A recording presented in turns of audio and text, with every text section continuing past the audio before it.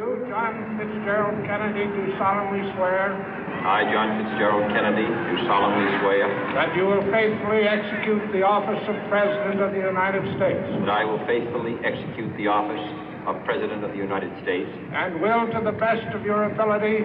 And will, to the best of my ability. Preserve, protect, and defend the Constitution of the United States. Preserve, protect, and defend the Constitution of the United States. So help you God. So help me God.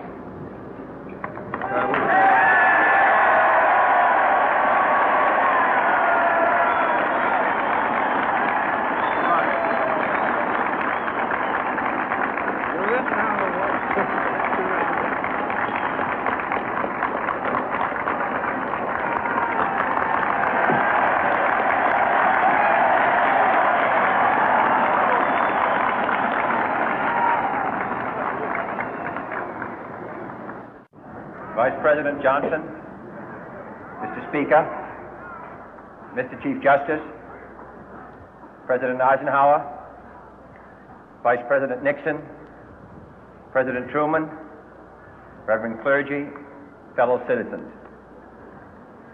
We observe today not a victory of party, but a celebration of freedom, symbolizing an end as well as a beginning, signifying renewal as well as change. For I have sworn before you and Almighty God the same solemn oath our forebears prescribed nearly a century and 3/4 ago. The world is very different now, for man holds in his mortal hands the power to abolish all forms of human poverty and all forms of human life. And yet the same revolutionary beliefs for which our forebears fought are still at issue around the globe. The belief that the rights of man come not from the generosity of the state, but from the hand of God. We dare not forget today that we are the heirs of that first revolution. Let the word go forth from this time and place to friend and foe alike that the torch has been passed to a new generation of Americans born in this century, tempered by war, disciplined by a hard and bitter peace, proud of our ancient heritage, and unwilling to witness or permit the slow undoing of those human rights to which this nation has always been committed and to which we are committed today at home and around the world.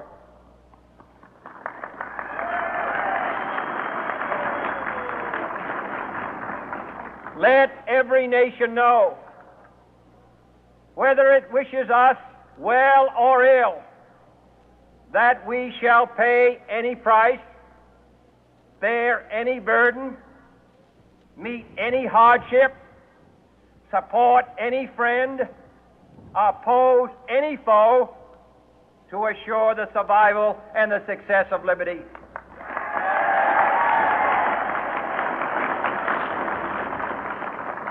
This much we pledge and more. To those old allies whose cultural and spiritual origins we share, we pledge the loyalty of faithful friends.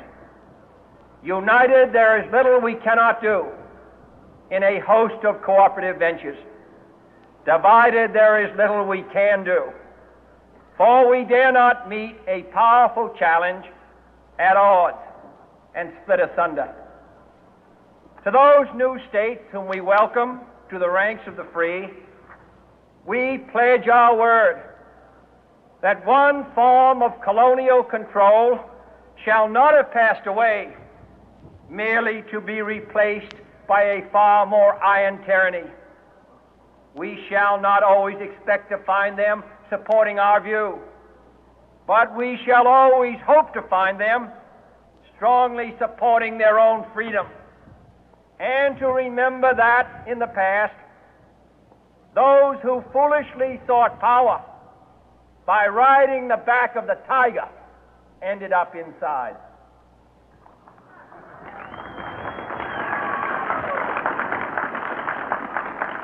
To those people in the huts and villages of half the globe struggling to break the bonds of mass misery, we pledge our best efforts to help them help themselves for whatever period is required, not because the communists may be doing it, not because we seek their votes, but because it is right.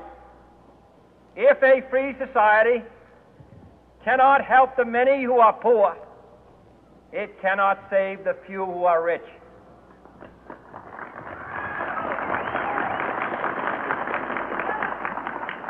To our sister republics south of our border, we offer a special pledge to convert our good words into good deeds, in a new alliance for progress, to assist free men and free governments in casting off the chains of poverty. But this peaceful revolution of hope cannot become the prey of hostile powers. Let all our neighbors know that we shall join with them to oppose aggression or subversion anywhere in the Americas. And let every other power know that this hemisphere intends to remain the master of its own house.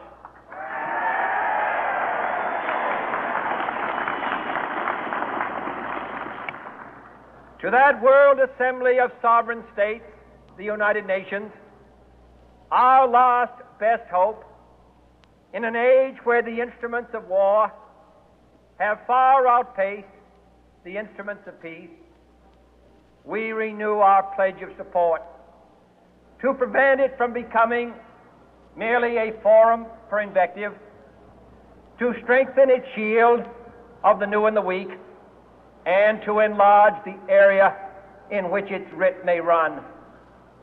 Finally, to those nations who would make themselves our adversary, we offer not a pledge, but a request that both sides begin anew the quest for peace.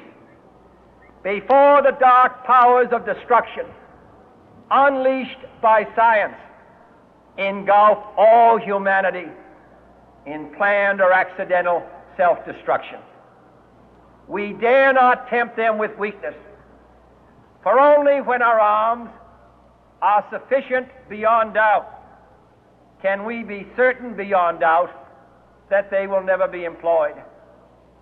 But neither can two great and powerful groups of nations take comfort from our present course, both sides overburdened by the cost of modern weapons, both rightly alarmed by the steady spread of the deadly atom, yet both racing to alter that uncertain balance of terror that stays the hand of mankind's final war. So let us begin anew, remembering on both sides that civility is not a sign of weakness, and sincerity is always subject to proof. Let us never negotiate out of fear, but let us never fear to negotiate.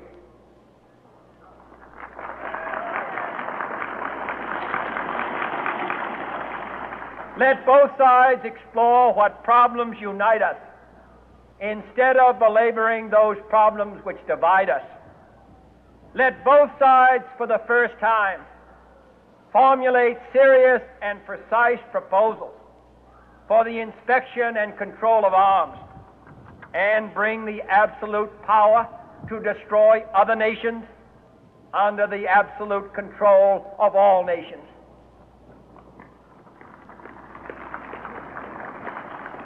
Let both sides seek to invoke the wonders of science instead of its terrors.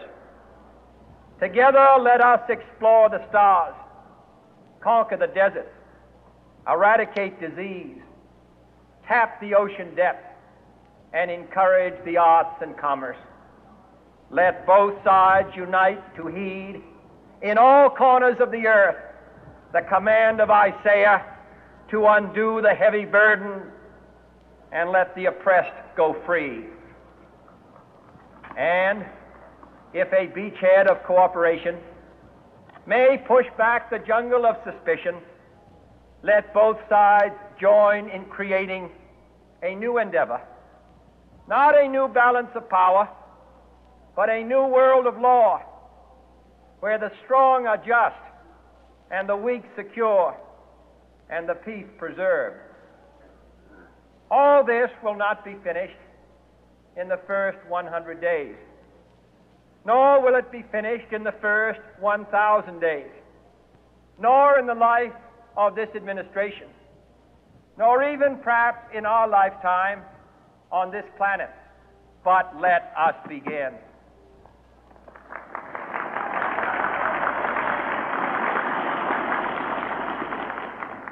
In your hands, my fellow citizens, more than mine, will rest the final success or failure of our course. Since this country was founded, each generation of Americans has been summoned to give testimony to its national loyalty. The graves of young Americans who answered the call to service surround the globe.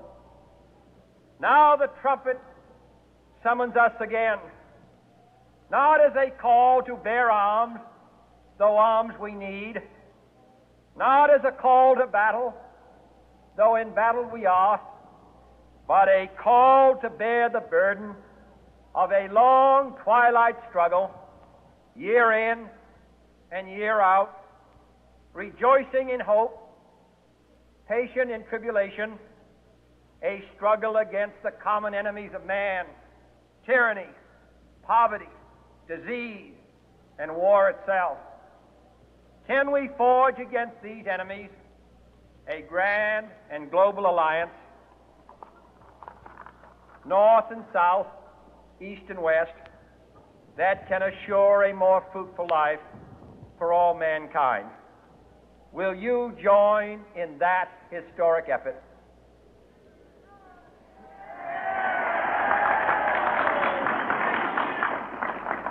In the long history of the world, only a few generations have been granted the role of defending freedom in its hour of maximum danger. I do not shrink from this responsibility. I welcome it.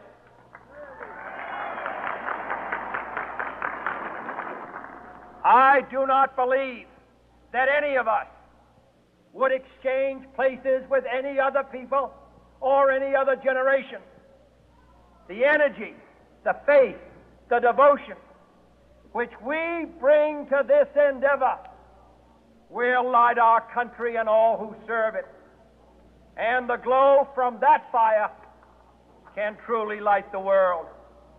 And so, my fellow Americans, ask not what your country can do for you, ask what you can do for your country.